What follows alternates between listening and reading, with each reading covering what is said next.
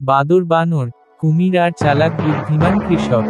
বাংলার এক গ্রামে থাকত গোপাল নামে এক কৃষক। গোপাল মানুষটা অদ্ভুত রকমের খোলা মনের, পরিশ্রমী আর একটু দুষ্টুমিও করত।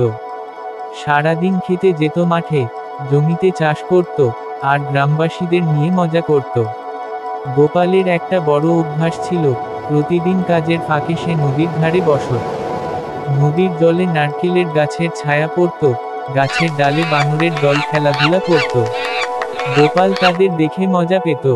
সে বানরদের সঙ্গে গল্পও করত, যেন ওরা মানুষ। একদিন গোপাল দেখল, একটা বানর গাছ থেকে নামছে না। বানরটা বেশ দুর্বল, খেতে পাচ্ছে না বলে মনে হচ্ছে। গোপাল তার ঝুড়ি থেকে কিছু কলা ছুঁড়ে দিল। বানর খেয়ে খুশি হয়ে নাচানাচি করতে লাগলো।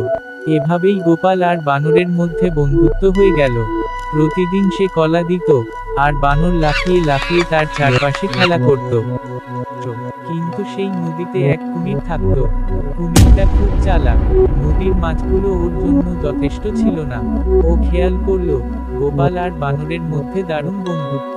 কুমির ভাবলো, এই বানরকে যদি আমি ধরে খাই, তাহলে আমার তো অনেক দিনের খাবার মিলে যাবে। কুমির বানরের কাছে গিয়ে বলল, কুমির, হে বন্ধু বানর, তুমি সারাদিন গাছের ওপরে থাকো। নদীর ওপারে একটা অসাধারণ বাগান আছে, সেখানে আম, কাঁঠাল, জাম সব পাওয়া যায়। এসো, আমার পিঠে চড়ে নদী পার হয়ে সেই বাগানে নিয়ে যাব। বানরটা খেতে খুব ভালোবাসত, তবে সে একেবারেই বোকা ছিল না। সে বলল, বানর, তুমি, আমি জানি তুমি আমাকে খেতে চাইছো। তোমার চোখেই সেটা লেখা আছে। কুমির একটু লজ্জা পেল, কিন্তু হাল ছাড়ল না। বানর গোপালের কাছে সব বলল। গোপাল মাথায় একটা বুদ্ধি খাটাল। সে কুমিরকে ডাকল, গোপাল, শোন কুমির ভাই, তুমি তো এত বড় নদীর রাজা। বানরটাকে খাওয়ার দরকার নেই। তুমি যদি আমাদের সাথে বন্ধুত্ব করো, আমরা তোমাকে ফলমূল, শস্য সব দেব। বিনিময়ে তুমি নদীর মাছ আমাদের জালে আটকে পড়তে দেবে না। কুমির কিছুটা ভেবে বলল, মন্দ নয়, তবে আমি তো মাংস খেতে ভালোবাসি। গোপাল হাসল, তাহলে তুমি মাঝে মাঝে গ্রামে আসো, আমি তোমার জন্য মুরগি জোগাড় করব। কিন্তু বানরটাকে ছোবে না। কুমির রাজি হয়ে গেল।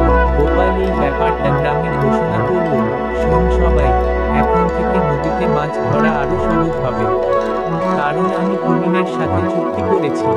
গ্রামের লোকজন প্রথমে হয়ে গেল, কুমির যদি আমাদের খেয়ে ফেলে। গোপাল বলল, চিন্তা করো না, আমি সামলে নিয়েছি। এভাবেই দিন চলতে লাগলো। বানর খুশি, গোপাল খুশি, এমনকি কুমিরও খুশি। কিন্তু একদিন কুমিরের লোভ চেপে বসলো। সে ভাবলো, মাছ তো পেলাম, মুরগিও পেলাম, কিন্তু ওই বানরের লাফালাফি দেখে আমার দাঁতে জল আসে। একদিন না একদিন খেতেই হবে।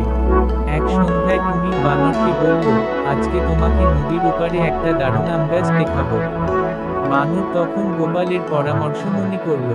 সে হাসতে হাসতে বলল, বানর, ঠিক আছে, কিন্তু আমি আমার হৃদয়টা গাছে রেখে এসেছি। যদি খেতে চাও, আগে সেটা গাছ থেকে নামিয়ে নিই। কুমির অবাক, হৃদয় গাছে থাকে নাকি? বানর বলল, হ্যাঁ, আমরা বানররা এমনই, আমাদের হৃদয় আলাদা করে রাখা যায়।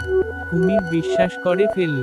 বানর গাছের ডালে উঠে গেল আর চিৎকার করে বলল, ও বোকা কুমির, হৃদয় গাছে থাকে নাকি?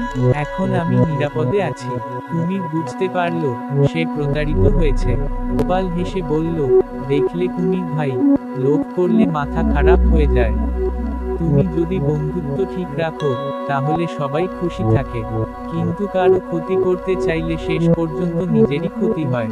গ্রামের সবাই শিখল, লোভ করলে সর্বনাশ হয়, সত্যিকারের বন্ধুত্বে বিশ্বাস রাখতে হয়। বুদ্ধি আর ঠান্ডা মাথা সবসময় সত্যির থেকে বড়। বানর, গোপাল আর কুমির, তিনজনের জীবনেই নতুন শিক্ষা এলো।